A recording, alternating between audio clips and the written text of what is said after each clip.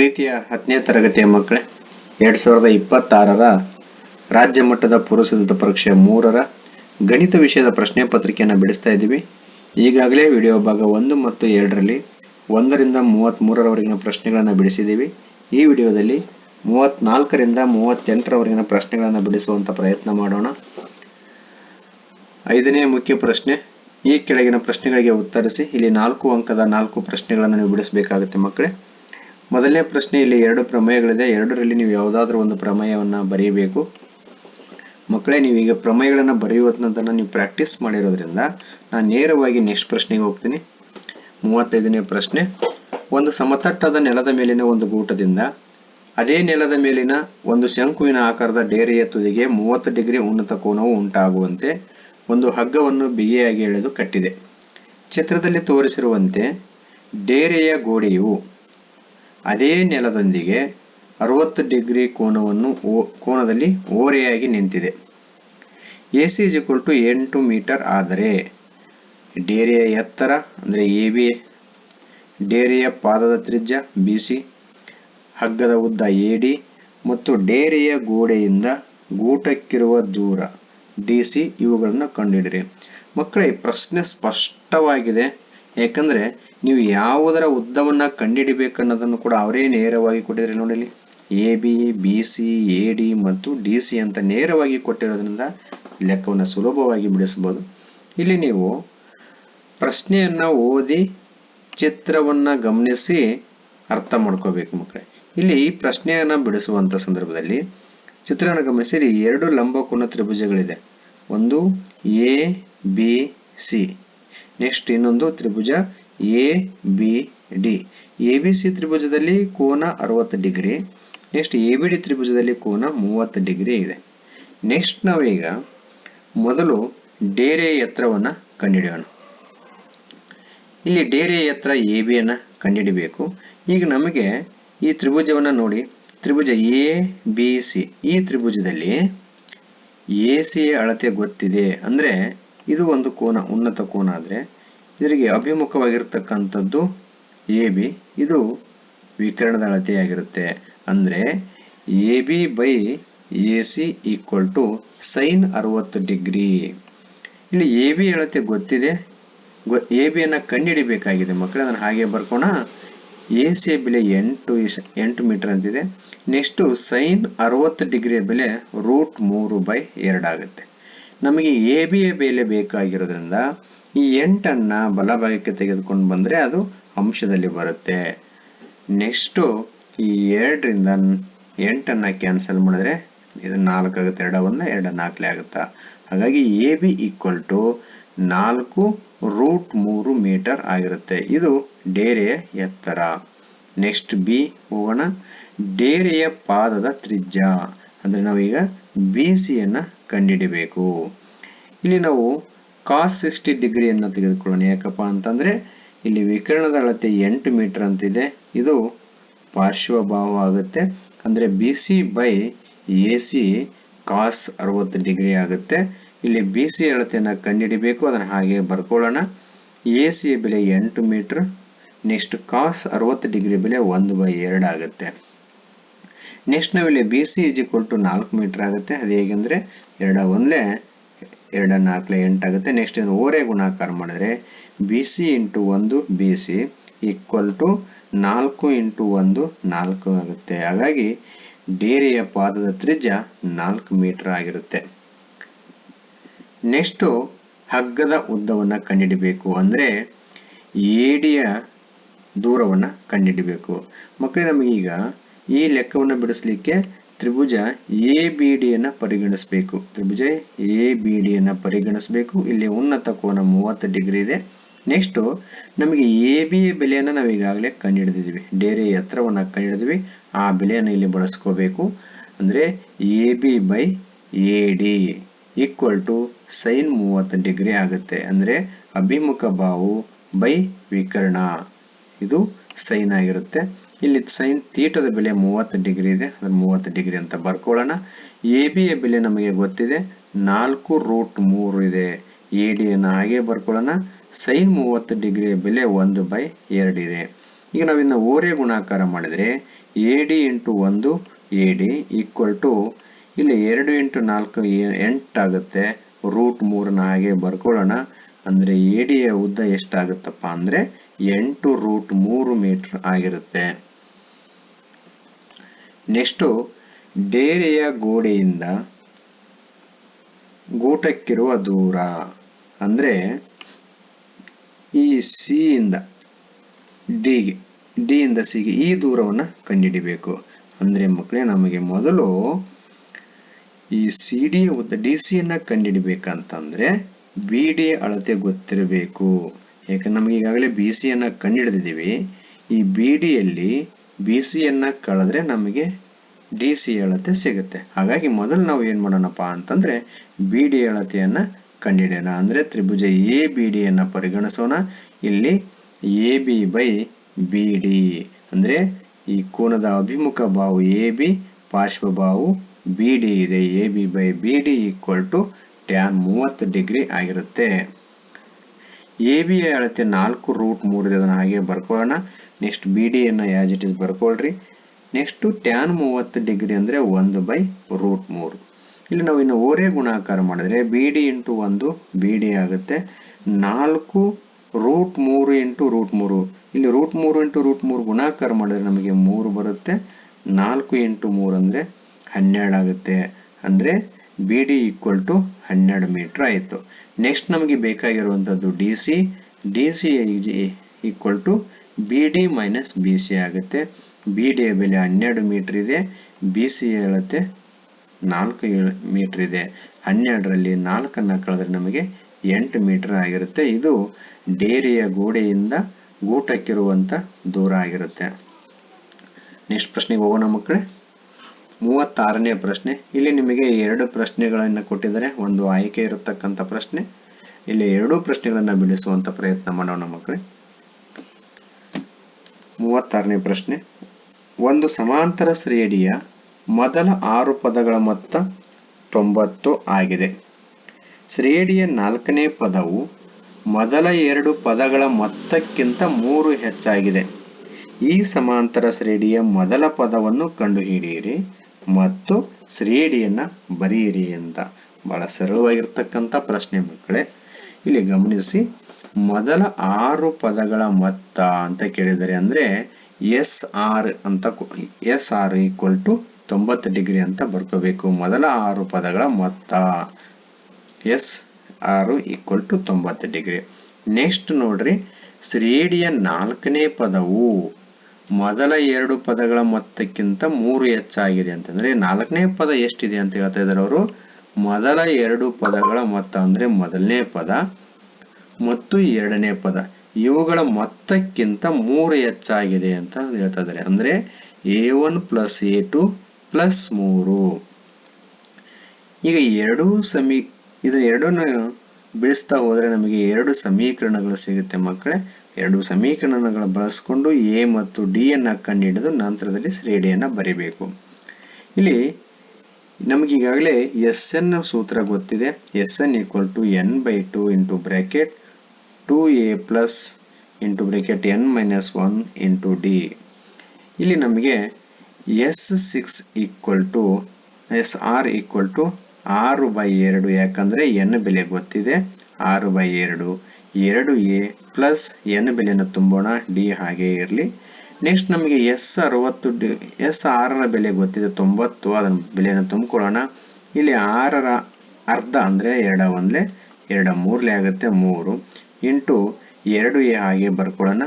6ರಲ್ಲಿ 1ಅನ್ನು ಕಳೆದ್ರೆ ನಮಗೆ 5 ಡಿ ಆಗಿರುತ್ತೆ. ನೆಕ್ಸ್ಟ್ ನಾವೀಗ ಈ 3ರಿಂದ 90ಅನ್ನ ಭಾಗಿಸಿದರೆ 30 ಬರುತ್ತೆ ಮಕ್ಕಳೇ. 30 equal to 2a plus 5d. ಇದನ್ನು ನಾವು 2a plus 5d equal to 30 ಅಂತ ಬರ್ಕೊಂಡು ಇದನ್ನು ಸಮೀಕರಣ 1 ಅಂತ ಬರ್ಕೊಳ್ಳೋಣ. ನೆಕ್ಸ್ಟ್ ಇದನ್ನು ನಾವು ಬಿಡಿಸ್ತಾ ಹೋದರೆ A4ಅನ್ನ a ಪ್ಲಸ್ 3d ಅಂತ ಬರ್ಕೋತೀವಿ ಈಕ್ವಲ್ ಟು A1ಅನ್ನ a ಅಂತ ಬರ್ಕೊಳ್ಳೋಣ. A2ಅನ್ನ a ಪ್ಲಸ್ d ಅದೇ ಪ್ಲಸ್ 3. ಇಲ್ಲಿ ಈ 2 ಎಗಳನ್ನು ಕೂಡಿಸಿದ್ರೆ 2a ಆಗುತ್ತೆ ಪ್ಲಸ್ ಡಿ ಪ್ಲಸ್ 3 ಹಾಗೆ ಬರ್ಕೊಳ್ಳೋಣ. ಈಗ ನೆಕ್ಸ್ಟ್ ನಾವು ಈ 2a ಮತ್ತು d ಅನ್ನ ಎಡಭಾಗಕ್ಕೆ ತೆಗೆದುಕೊಂಡ್ಬರೋಣ. -2a ಮೈನಸ್ ಡಿ ಆಗಿರುತ್ತೆ. 3 ಬಲಭಾಗದಲ್ಲಿ ಇರಲಿ. ನೆಕ್ಸ್ಟ್ ಇನ್ನು ಎ ದಲ್ಲಿ -2a ಅನ್ನು ಕಳೆದ್ರೆ -a ಉಳಿಯುತ್ತೆ. 3d ಯಲ್ಲಿ 1d ಅನ್ನು ಕಳೆದ್ರೆ 2d ಆಗಿರುತ್ತೆ. -a plus 2d = 3. ಇಲ್ಲಿ ನಾವು a ಅನ್ನ ಬಲಭಾಗಕ್ಕೆ ತೆಗೆದುಕೊಂಡ್ಬಂದ್ರೆ ಪ್ಲಸ್ a ಆಗುತ್ತೆ.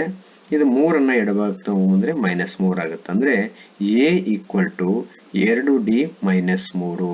ಅಂದ್ರೆ a = 2d - 3. ಇದರ ಸಮೀಕರಣ 2 ಅಂತ ತೆಗೆದುಕೊಳ್ಳೋಣ. ಈಗ ಈ a ಬೆಲೆಯನ್ನ ಸಮೀಕರಣ 1ರಲ್ಲಿ ತುಂಬಿಕೊಳ್ತಾ ಹೋಗೋಣ. ಇಲ್ಲಿ ಸಮೀಕರಣ 1 2a + 5d = 30 ಇದೆ. a ಜಾಗದಲ್ಲಿ 2d - 3 ಅಂತ ತುಂಬಿಕೊಳ್ಳೋಣ. ಇದು ನಾವು ಗುಣಾಕಾರ ಮಾಡಿದ್ರೆ 2 × 2 4d -2 ಮೂರಲೆ 6 + 5d = 30 ಇರುತ್ತೆ.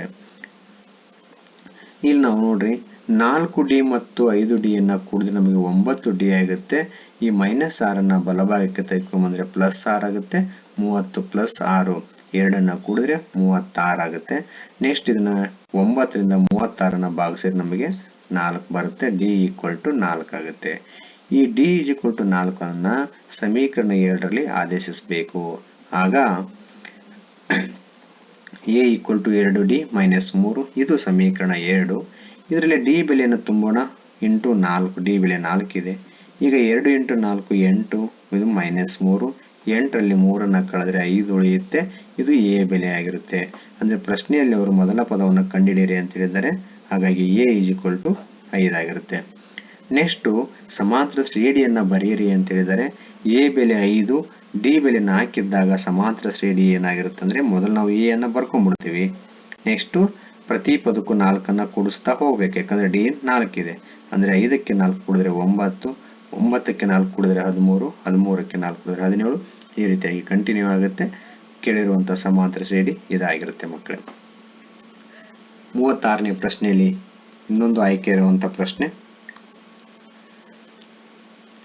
ಒಂದು ಸಮಾಂತರ ಶ್ರೇಣಿಯ 7ನೇ ಪದವು ಅದರ 2ನೇ ಪದದ 4ರಷ್ಟಿದೆ ಮತ್ತು 12ನೇ ಪದವು 4ನೇ ಪದದ 3ರಷ್ಟಕ್ಕಿಂತ 2 ಹೆಚ್ಚಾಗಿದೆ. ಈ ಶ್ರೇಣಿಯಲ್ಲಿ 30 ಪದಗಳಿದ್ದರೆ ಶ್ರೇಣಿಯ ಕೊನೆಯ 3 ಪದಗಳನ್ನು ಕಂಡುಹಿಡಿಯಿರಿ ಅಂತ. ಮಕ್ಕಳೇ ಇಲ್ಲಿ 7ನೇ ಪದ ಎಷ್ಟಿದೆ ಅಂತ ಕೊಟ್ಟಿದ್ದಾರೆ. 7ನೇ ಪದವು 2ನೇ ಪದದ 4ರಷ್ಟಿದೆ ಅಂತ ಹೇಳ್ತಿದ್ದಾರೆ. ಅಂದ್ರೆ 4 × a2 ಆಗುತ್ತೆ. a7 = 4 × a2. ಅದೇ ರೀತಿಯಾಗಿ 12ನೇ ಪದವು 4ನೇ ಪದದ 3ರಷ್ಟಕ್ಕಿಂತ 2 ಹೆಚ್ಚಾಗಿದೆ. ಅಂದ್ರೆ 12 a12 = a4 ಅಂದ್ರೆ 4ನೇ ಪದ. 4ನೇ ಪದದ 3ರಷ್ಟು ಅಂದ್ರೆ × 3 ಮಾಡಬೇಕು ಮಕ್ಕಳೇ. ನೆಕ್ಸ್ಟ್ 2 ಹೆಚ್ಚಾಗಿದೆ ಅಂದ್ರೆ +2 ಅನ್ನ ಮಾಡ್ಕೋಬೇಕು. ಈಗ ಇವೆರಡನ್ನ ಬಿಡಿಸಿದ್ರೆ ನಮಗೆ 2 ಸಮೀಕರಣಗಳು ಸಿಗುತ್ತೆ. ಅದನ್ನ ಬಿಡಿಸಿದ್ರೆ a ಮತ್ತು d ಸಿಗುತ್ತೆ. ನಂತರದಲ್ಲಿ ನಾವು ಕೊನೆಯ 3 ಪದಗಳನ್ನ ಕಂಡುಹಿಡಿಯಬೇಕು. ಒಟ್ಟು 30 ಪದಗಳು ಇದೆ ಅಂತ ಹೇಳ್ತಾ ಇದ್ದಾರೆ ಮಕ್ಕಳೇ.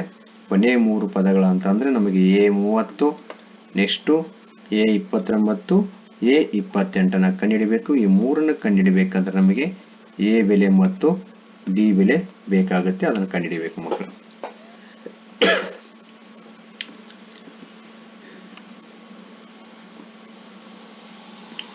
a6 a7 a + 6d = 4 ಹಾಗೆ ಬರ್ಕೊಳ್ಳೋಣ. ಇಂಟು ಬ್ರಾಕೆಟ್ a2 ನಾವು a + d ಅಂತ ಬರ್ಕೋತೀವಿ. ಈಗ ನೆಕ್ಸ್ಟ್ 4ರಿಂದ a ಮತ್ತು d ಅನ್ನ ಗುಣಾಕಾರ ಮಾಡಿದ್ರೆ 4a + 4d ಆಗಿರುತ್ತೆ. ನೆಕ್ಸ್ಟ್ ಈ 4a ಮತ್ತು 4d ಅನ್ನ ಇಲ್ಲೇ ಉಳಿಸ್ಕೊಂಡು ಎಡಭಾಗದಲ್ಲಿರ್ತಕ್ಕಂಥ a ಮತ್ತು 6d ಅನ್ನ ಬಲಭಾಗಕ್ಕೆ ತೆಗೆದುಕೊಂಡ್ಬಂದ್ರೆ ಅದು -a - 6d ಆಗುತ್ತೆ. ಇಲ್ಲಿ 4a ದಲ್ಲಿ 1a ಅನ್ನ ಕಳೆದ್ರೆ 3a ಆಗುತ್ತೆ. 4d ಯಲ್ಲಿ -6d ಅನ್ನ ಕಳೆದ್ರೆ -2d ಆಗುತ್ತೆ. = 0. ಇದರ ಸಮೀಕರಣ 1 ಅಂತ ಬರ್ಕೊಳ್ಳೋಣ.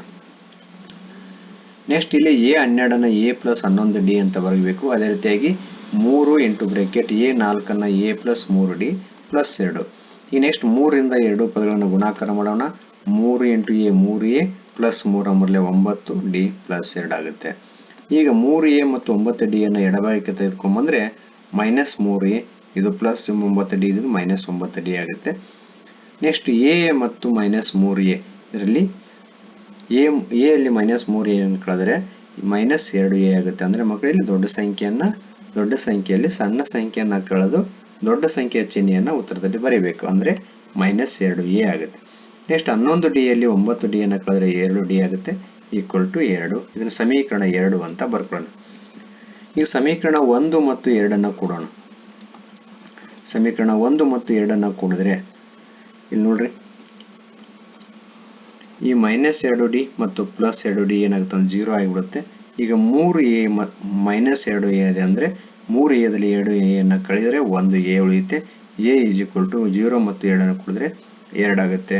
ಅಂದರೆ a ಬೆಲೆ 2 ಆಯಿತು.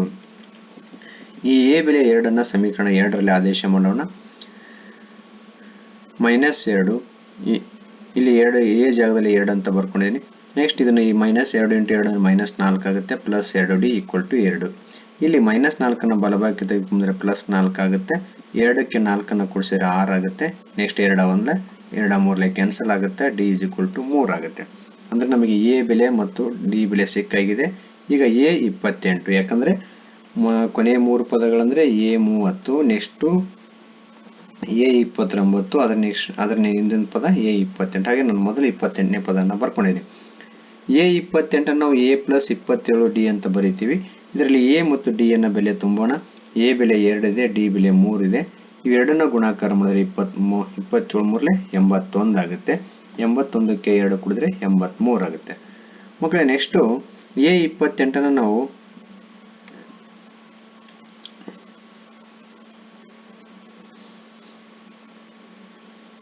a 28ಕ್ಕೆ ನೋಡ್ರಿ 83ಕ್ಕೆ D ಅನ್ನು ಕೂಡಿಸ್ಬೇಕು. ಅಂದರೆ a 28 83 ಆಯಿತು. ನೆಕ್ಸ್ಟ್ a 29 ಏನಾಗುತ್ತೆ ಅಂದರೆ ಇಲ್ಲಿ ನಾವು ಪ್ರತಿ ಪದಕ್ಕೆ D ಬೆಲೆ 3 ಇರೋದ್ರಿಂದ ನೆಕ್ಸ್ಟ್ 3 ಕೂಡಿದ್ರೆ 29ನೇ ಪದ ಸಿಗುತ್ತೆ. ಅಂದರೆ 83ಕ್ಕೆ 3 ಕೂಡಿದ್ರೆ 86 ಆಗುತ್ತೆ. 30ನೇ ಪದ ಅಂತಂದರೆ ಈ 86ಕ್ಕೆ 3 ಕೂಡಿದ್ರೆ 89 ಆಗುತ್ತೆ. ಅಂದರೆ ಕೊನೆಯ 3 ಪದಗಳು 89, 86, 89 ಆಗುತ್ತೆ ಮಕ್ಕಳೇ. ನೆಕ್ಸ್ಟ್ ಮಕ್ಕಳೇ, ನಿಮಗೆಲ್ಲರಿಗೂ ಇಷ್ಟವಾಗಿರ್ತಕ್ಕಂಥ ಪ್ರಶ್ನೆ ಇದಾಗಿರ್ಬೋದು. ಯಾಕಂದರೆ ಗ್ರಾಫ್ ಇರುತ್ತೆ, ಭಾಳ ಸುಲಭವಾಗಿರ್ತಕ್ಕಂಥ ಪ್ರಶ್ನೆ. 4 ಅಂಕ ನಿಮಗೆ ಇದು ಕಡ್ಡಾಯವಾಗಿ ಸಿಗುತ್ತೆ ಅಂತ ನಾನು ಭಾವಿಸ್ತೇನೆ. ಇಲ್ಲಿ 2x ಪ್ಲಸ್ y = 6, ಇದಕ್ಕೆ ಒಂದು ಪಾಯಿಂಟ್ಸ್ ಟೇಬಲನ್ನು ಹಾಕೊಳ್ಳೋಣ. ಇಲ್ಲಿ x y ಇದೆ. ನಾವಿಲ್ಲಿ x 0 ಆತಂದ್ರೆ ಟೋಟಲ್ ಟರ್ಮ್ 0 ಆಗುತ್ತೆ, y = 6 ಉಳಿಯುತ್ತೆ. ನೆಕ್ಸ್ಟ್ ಇಲ್ಲಿ y 0 ಆದರೆ ಎಷ್ಟಾಗುತ್ತಪ್ಪ ಅಂದರೆ ಇದು 2x = 6 ಆಗುತ್ತೆ. ನೋಡ್ರಿ 2 ಎಷ್ಟಲೇ 6 ಅಂತಂದರೆ 2 3 6 ಆಗುತ್ತೆ. ಅಂದರೆ x ಜಾಗದಲ್ಲಿ 3 ಅನ್ನು ತುಂಬಿದ್ರೆ 6 ಆಗುತ್ತೆ. ಹಾಗಾಗಿ x ಬೆಲೆ 3 ಆಯಿತು. ನೆಕ್ಸ್ಟ್ ಅದೇ ರೀತಿಯಾಗಿ x ಪ್ಲಸ್ y = 5ಕ್ಕೆ ಇದನ್ನು ಟೇಬಲ್ ಹಾಕೊಳ್ಳೋಣ. ಭಾಳ ಸುಲಭ ಇರತಕ್ಕಂಥದ್ದು ಇದು. ಇಲ್ಲಿ x 0 ಆದರೆ y ಬೆಲೆ 5 ಆಗುತ್ತೆ. y 0 ಆತಪ್ಪ ಅಂದರೆ x ಬೆಲೆ 5 ಆಗುತ್ತೆ. ನಾವು ಇದನ್ನು ಗ್ರಾಫ್ ಹಾಕಿದರೆ ಈ ರೀತಿಯಾಗಿ ಬರುತ್ತೆ ಮಕ್ಕಳೇ. ಅಂದರೆ ಉತ್ತರ ನಮಗೆ ಇಲ್ಲಿ x 1 ಆಗಿರುತ್ತೆ, ನೆಕ್ಸ್ಟು y 4 ಆಗಿರುತ್ತೆ. ಅಂದರೆ ಪರಿಹಾರ ನಮಗೆ x y = 1 4 ಆಗಿರುತ್ತೆ. ನೆಕ್ಸ್ಟ್ ಇಲ್ಲಿ ಮಕ್ಕಳೇ ನೀವು ಸ್ಕೇಲನ್ನು ಬರೀಬೇಕು. ಅಂದರೆ x ಅಕ್ಷ ಮತ್ತು y ಅಕ್ಷ. ಇಲ್ಲಿ 1 ಸೆಂಟಿಮೀಟರ್ = 1 ಮೂಲಮಾನ. ನೆಕ್ಸ್ಟ್ ಇಲ್ಲಿ ಕೂಡ y ಅಕ್ಷ = 1 ಸೆಂಟಿಮೀಟರ್ = 1 ಮೂಲಮಾನ ಅಂತ ಕಡ್ಡಾಯವಾಗಿ ಬರೀಲೇಬೇಕು ಮಕ್ಕಳೇ ನೀವು. ಈ ರೀತಿಯಾಗಿ ಸ್ಕೇಲನ್ನು ಬರ್ಕೊಂಡು ಗ್ರಾಫಲ್ಲಿ ಹಾಕಿ ನೀವು ಪಾಯಿಂಟನ್ನು ಪರಿಹಾರವನ್ನು ಗುರುತಿಸಿದರೆ ನಿಮಗೆ ಸುಲಭವಾಗಿ 4 ಅಂಕಗಳು ನಿಮ್ಗೆ ಸಿಗುತ್ತೆ ಮಕ್ಕಳು. ನೆಕ್ಸ್ಟ್ ನಿಮಗೆ 38ನೇ ಪ್ರಶ್ನೆ. ಇಲ್ಲಿ 5 ಅಂಕದ ಪ್ರಶ್ನೆ ಆಗಿರುತ್ತೆ ಮಕ್ಕಳು. ಇಲ್ಲಿ ನಿಮಗೆ 2 ಪ್ರಶ್ನೆಗಳಿರುತ್ತೆ, ಒಂದು ಆಯ್ಕೆ ಆಗಿರುತ್ತೆ. ನಿಮಗೆ ಯಾವುದು ಸುಲಭ ಇರುತ್ತೋ ಆ ಪ್ರಶ್ನೆಯನ್ನು ನೀವು ಬಿಡಿಸ್ಬೋದು. 38ನೇ ಪ್ರಶ್ನೆಯನ್ನು ಗಮನಿಸಿ.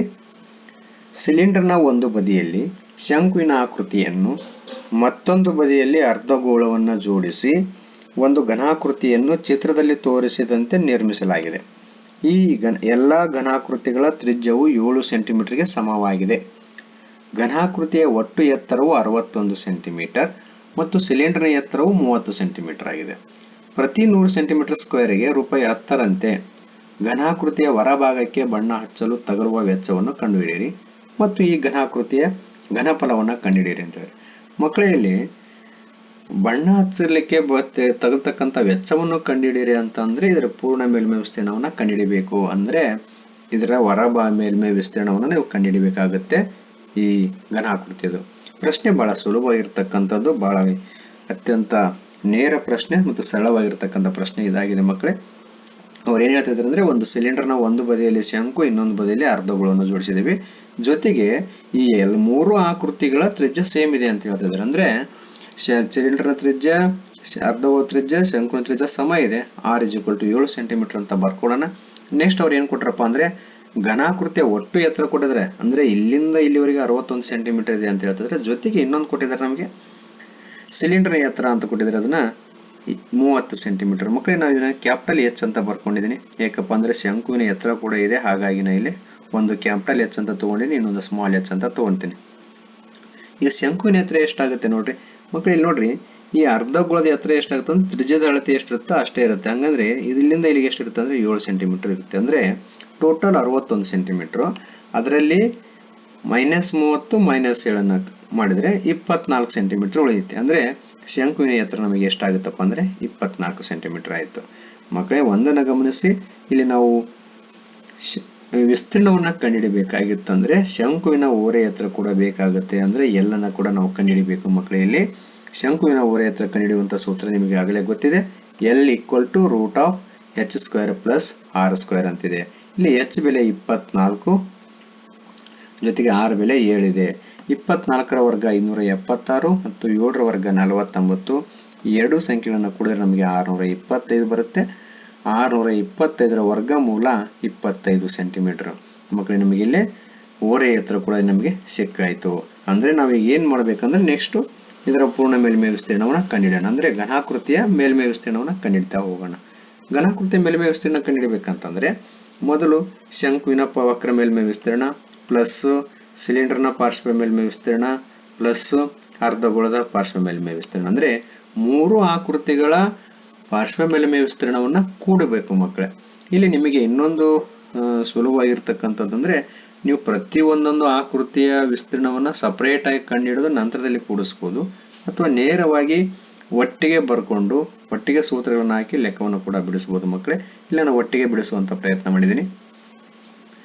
ಮೊದಲ ಸೂತ್ರಗಳನ್ನು ಬರ್ಕೊಂಡ್ಬಿಡೋಣ. ಶಂಕುವಿನ ವಕ್ರ ಮೇಲ್ಮೈ ವಿಸ್ತೀರ್ಣ πrl, ಜೊತೆಗೆ ಸಿಲಿಂಡರ್ನ ವಕ್ರ ಮೇಲ್ಮೈ ವಿಸ್ತೀರ್ಣ 2πrh, ಅರ್ಧಗೋಳದ ವಕ್ರ ಮೇಲ್ಮೈ ವಿಸ್ತೀರ್ಣ 2πr². ಇಲ್ಲಿ ಮೂರು ಕಡೆ ಪೈ ಮತ್ತು ಕಾಮನ್ ಇದೆ, ಹಾಗಾಗಿ ಪೈ ಕಾಮನ್ ತಗೊಂಡಿದ್ದೀನಿ. ಜೊತೆಗೆ ತ್ರಿಜ್ಯ ಸೇಮ್ ಇರೋದ್ರಿಂದ r ಅನ್ನು ಕೂಡ ನಾವು ಕಾಮನ್ ತೆಗಿಬಹುದು. r ತೆಗೆದ್ರೆ ಬ್ರಾಕೆಟ್ ಅಲ್ಲಿ ಇದು L ಉಳಿಯುತ್ತೆ, ಇಲ್ಲಿ 2 ಮತ್ತು h ಉಳಿಯುತ್ತೆ, 2h ಪ್ಲಸ್ 2, ಇಲ್ಲಿ ಆ 2 r ಇರೋದ್ರಿಂದ ಒಂದು r ಹೊರಗಿದೆ, ಒಂದು r ಒಳಗುಳಿದೆ. ಈಗ ಬೆಲೆಗಳನ್ನು ತುಂಬುತ್ತಾ ಹೋಗೋಣ. ಪೈ ಬೆಲೆ ನಮಗೆ 22/7 ಅಂತ ತುಂಬಿಕೊಳ್ಳೋಣ. ಇಲ್ಲಿ ತ್ರಿಜ್ಯ 7 ಸೆಂಟಿಮೀಟರ್ ಅಂತ ಕೊಟ್ಟಿದ್ದಾರೆ, 7 ಸೆಂಟಿಮೀಟರ್ ಅಂತ ಬರ್ಕೊಳ್ಳೋಣ. ನೆಕ್ಸ್ಟ್ ನಮಗೆ ಇಲ್ಲಿ ಓರೆ ಹತ್ರ 25 ಸೆಂಟಿಮೀಟರ್ ಅಂತ ಕಂಡು ಹಿಡಿದಿದ್ದೀವಿ, ಜೊತೆ ಅದನ್ನ ನಾವು ಬರ್ಕೊಂಡಿವಿ 25 ಪ್ಲಸ್ 2 × 30, ಯಾಕಂದ್ರೆ ಇದು ಸಿಲಿಂಡರ್ನ ಎತ್ತರ 30 ಸೆಂಟಿಮೀಟರ್ ಇದೆ, ಪ್ಲಸ್ 2 × 7, ಯಾಕಂದ್ರೆ ಇದು ಏನಪ್ಪಾ ಅಂದ್ರೆ ಅರ್ಧಗೋಳದ ತ್ರಿಜ್ಯ 7 ಸೆಂಟಿಮೀಟರ್ ಇದೆ. ನೆಕ್ಸ್ಟ್ ಇದು 7 ಕ್ಯಾನ್ಸಲ್ ಆಗುತ್ತೆ, 22 ಬರ್ಕೊಳ್ಳೋಣ. 25 ಹಾಗೆ ಬರಲಿ, ಪ್ಲಸ್ ಇವೆರಡನ್ನು ಗುಣಾಕಾರ ಮಾಡಿದ್ರೆ 60 ಬರುತ್ತೆ, ಇವೆರಡನ್ನು ಗುಣಾಕಾರ ಮಾಡಿದ್ರೆ 14 ಬರುತ್ತೆ. ನೆಕ್ಸ್ಟ್ ಈ ಮೂರು ಸಂಖ್ಯೆಗಳನ್ನು ಕೂಡಿದ್ರೆ ನಮಗೆ 99 ಬರುತ್ತೆ. 22 × 99 2178 ಸೆಂಟಿಮೀಟರ್ ಸ್ಕ್ವೇರ್ ಆಗುತ್ತೆ. ಇದು ಏನಪ್ಪಾ ಅಂದ್ರೆ ಈ ಘನಾಕೃತಿಯ ಒಟ್ಟು ವಿಸ್ತೀರ್ಣ ಆಯಿತು. ನೆಕ್ಸ್ಟ್ ಅವ್ರು ಕೇಳಿದ್ದೇನೆಂದ್ರೆ, ಘನಾಕೃತಿಯ ಹೊರಭಾಗಕ್ಕೆ ಬಣ್ಣ ಹಚ್ಚಲು ತಗಲ್ತಕ್ಕಂಥ ವೆಚ್ಚ ಅಂತ ಹೇಳಿದ್ರೆ, ಅವರು ಪ್ರತಿ 100 ಸೆಂಟಿಮೀಟರ್ ಸ್ಕ್ವೇರ್ಗೆ 10 ರೂಪಾಯಿ ಅಂತ ಹೇಳಿದ್ದಾರೆ. ಹಾಗಾಗಿ ಇದನ್ನು ಯಾವ ರೀತಿ ಬರ್ಕೋಬೇಕಂದ್ರೆ, ವಿಸ್ತೀರ್ಣ ಇಂಟು ದರ ಬೈ 100 ಅಂತ ಬರ್ಕೋಬೇಕು. ಅಂದ್ರೆ 2178 ಇದು ವಿಸ್ತೀರ್ಣ, ಇದು ದರ, ಇದು ಏನಪ್ಪಾ ಅಂದ್ರೆ 100, ಯಾಕಂದ್ರೆ 100 ಸೆಂಟಿಮೀಟರ್ ಸ್ಕ್ವೇರ್ಗೆ 10 ರೂಪಾಯಿ ಅಂತ ಹೇಳಿದ್ರೆ, ಹಾಗಾಗಿ ಬೈ 100 ಅಂತ ಮಾಡಬೇಕು. ಇಲ್ಲಿ 10 ಕ್ಯಾನ್ಸಲ್ ಆಗುತ್ತೆ. ಈಗ ನಾವು ಇಲ್ಲಿ 10 ಇರೋದ್ರಿಂದ ಈ 8 ಬಿಟ್ಟು ಇಲ್ಲಿ ಪಾಯಿಂಟ್ ಅನ್ನು ಕೊಡಬೇಕು, ಅವಾಗ 217.8 ಆಗುತ್ತೆ. ಇದು ಏನಪ್ಪಾ ಅಂತಂದ್ರೆ ರೂಪಾಯಿ ಆಗಿರುತ್ತೆ ಮಕ್ಕಳೇ, ರೂಪಾಯಿ 217.8 ಆಗಿರುತ್ತೆ. ಇದು ಬಣ್ಣ ಹಚ್ಚಲು ತಗಲ್ತಕ್ಕಂಥ ವೆಚ್ಚ. ಮಕ್ಕಳೇ ಈ ಪ್ರಶ್ನೆಯಲ್ಲಿ ಇನ್ನೊಂದಿದೆ, ಈ ಘನಾಕೃತಿಯ ಘನಫಲವನ್ನ ಕೇಳಿದ್ದಾರೆ. ಅಂದ್ರೆ ಘನಾಕೃತಿಯ ಘನಫಲ ಏನಾಗುತ್ತಪ್ಪ ಅಂತಂದ್ರೆ, ಶಂಕುವಿನ ಘನಫಲ ಪ್ಲಸ್ ಸಿಲಿಂಡರ್ನ ಘನಫಲ ಪ್ಲಸ್ ಅರ್ಧಗೋಳದ ಘನಫಲವನ್ನ ಕೂಡಬೇಕು. ಇಲ್ಲಿ ಶಂಕುವಿನ ಘನಫಲ 1/3 ಪೈ ಆರ್ ಸ್ಕ್ವೇರ್ ಎಚ್ ಇದು ಸೂತ್ರ, ಜೊತೆಗೆ ಸಿಲಿಂಡರ್ನ ಘನಫಲ pi R square capital H plus 2/3 pi R cube ಅಂತ ಇದೆ. ಇಲ್ಲಿ ಕೂಡ ನಾವು ಏನ್ ಮಾಡಬಹುದಪ್ಪ ಅಂತಂದ್ರೆ ಪೈ ಆರ್ ಸ್ಕ್ವೇರ್ ಅನ್ನ ಕಾಮನ್ ತಗೋಬಹುದು, ಯಾಕಂದ್ರೆ ಪೈ ಆರ್ ಸ್ಕ್ವೇರ್ ಇಲ್ಲಿ ಕೂಡ ಪೈ ಆರ್ ಸ್ಕ್ವೇರ್ ಇದೆ. ನೆಕ್ಸ್ಟ್ ಉಳಿಯುವಂಥದ್ದು 1/3 ಎಚ್ ಪ್ಲಸ್ ಇಲ್ಲಿ ಕ್ಯಾಪಿಟಲ್ ಎಚ್ ಪ್ಲಸ್ 2/3 ಆರ್ ಅಂತ ಇದೆ. ನೆಕ್ಸ್ಟ್ 22/7 ಇಲ್ಲಿ ಆರ್ ಅಂದ್ರೆ 7 ಇದೆ, ಹಾಗಾಗಿ 7 ಸ್ಕ್ವೇರ್ ಅನ್ನು 7 ಇಂಟು 7 ಅಂತ ಬರೆದಿದ್ದೀನಿ. ಬ್ರಾಕೆಟ್ ಅಲ್ಲಿ 1/3 ಇಂಟು 24 ಇದು ಏನಪ್ಪಾ ಅಂತಂದ್ರೆ ಶಂಕುವಿನ ಎತ್ತರ, ಪ್ಲಸ್ ಇದು ಸಿಲಿಂಡರ್ನ ಎತ್ತರ 30 ಸೆಂಟಿಮೀಟರ್, 2/3 ಇಂಟು 7 ಇದು ತ್ರಿಜ್ಯ. ನೆಕ್ಸ್ಟ್ ಈ 7 ಕ್ಯಾನ್ಸಲ್ ಆಗುತ್ತೆ, 22 ಇಂಟು 7 ಉಳಿಯುತ್ತೆ. ಬ್ರಾಕೆಟ್ ಅಲ್ಲಿ ಇದು 1 ಇಂಟು 24 24/3 ಆಗುತ್ತೆ, ಪ್ಲಸ್ 30 ಹಾಗೆ ಬರ್ಕೊಳ್ಳೋಣ. ಇದು ನೆಕ್ಸ್ಟ್ ಇದನ್ನು ಗುಣಾಕಾರ ಮಾಡಿದ್ರೆ 14/3 ಆಗುತ್ತೆ. ನೆಕ್ಸ್ಟ್ ಟೋಟಲ್ ಇದನ್ನು ಲಸ ತೆಗೆದ್ರೆ ನಮಗೆ 3 ಬರುತ್ತೆ. ಇದು 24 ಹಾಗೆ ಇರಲಿ, ಇದು 1/3 ಅಂತಂದ್ರೆ 3 90 ಆಗುತ್ತೆ, ಪ್ಲಸ್ 14. ಈ 3 ಸಂಖ್ಯೆಗಳನ್ನು ಕೂಡಿದ್ರೆ 128/3 ಆಗುತ್ತೆ. ನೆಕ್ಸ್ಟ್ ಈ 22 ಇಂಟು 7 ಇಂಟು 128 ಗುಣಾಕಾರ ಮಾಡಬೇಕು, ಅವಾಗ 19,712 ಆಗುತ್ತೆ. ಬೈ 3 ಇದನ್ನು 3ರಿಂದ ಭಾಗಿಸಿದ್ರೆ ನಮಗೆ 6,570.66 ಅಂತ ಬರುತ್ತೆ ಮಕ್ಕಳು. ಇದು ಏನಪ್ಪಾ ಅಂತ ಅಂದ್ರೆ ಘನಾಕೃತಿಯ ಘನಫಲ ಆಗಿರುತ್ತೆ. ನೆಕ್ಸ್ಟ್ ಇದೇ ಪ್ರಶ್ನೆಯಲ್ಲಿ ಇನ್ನೊಂದು ಆಯ್ಕೆ ಇರುವಂತ ಪ್ರಶ್ನೆ ಇದೆ. ಒಂದು ಪಾತ್ರೆಯು ತಲೆ ಕೆಳಗಾದ ಶಂಕುವಿನ ಆಕಾರದಲ್ಲಿದೆ. ಅದರ ಎತ್ತರ 8 ಸೆಂಟಿಮೀಟರ್ ಮತ್ತು ತ್ರಿಜ್ಯ 5 ಸೆಂಟಿಮೀಟರ್ ಆಗಿದೆ. ಪಾತ್ರೆಯ ಅಂಚಿನವರೆಗೂ ನೀರು ತುಂಬಿದ್ದು ಅದರೊಳಗೆ ಒಂದೇ ಗಾತ್ರದ 100 ಸೀಸದ ಗುಂಡುಗಳನ್ನು ಹಾಕಿದಾಗ ಪಾತ್ರೆಯಿಂದ 1/4 ಭಾಗ ನೀರು ಹೊರಚೆಲ್ಲುತ್ತದೆ. ಹಾಗಾದರೆ ಪ್ರತಿ ಸೀಸದ ಗುಂಡಿನ ತ್ರಿಜ್ಯ ಮತ್ತು ಘನಫಲವನ್ನು ಕಂಡುಹಿಡಿಯಿರಿ ಅಂತ ಹೇಳಿದ್ರೆ ಮಕ್ಕಳೇ, ನಮಗೆ ಇಲ್ಲಿ ಅವರು ಕೇಳಿರುವಂತದ್ದನ್ನು ಗಮನಿಸಿ. ಸೀಸದ ಗುಂಡಿನ ತ್ರಿಜ್ಯ ಅಂತ ಕೇಳಿದ್ದಾರೆ, ಅಂದ್ರೆ ಗೋಳದ ತ್ರಿಜ್ಯವನ್ನು ಕಂಡುಹಿಡಿಬೇಕು. ತ್ರಿಜ್ಯ ಕಂಡುಹಿಡಿದ ನಂತರ ಅದರ ಘನಫಲ ಕಂಡುಹಿಡಲಿಕ್ಕೆ ಸಾಧ್ಯ ಆಗುತ್ತೆ. ಅಂದ್ರೆ ಸೀಸದ ಗುಂಡಿನ ತ್ರಿಜ್ಯವನ್ನು ಕಂಡುಹಿಡಿಬೇಕು, ತ್ರಿಜ್ಯ ಸಿಕ್ಕರೆ ಮಾತ್ರ ಘನಫಲವನ್ನು ಕಂಡುಹಿಡಲಿಕ್ಕೆ ಸಾಧ್ಯ ಆಗುತ್ತೆ. ಹಾಗಾದ್ರೆ ಇಲ್ಲಿ ಗಮನಿಸಿ,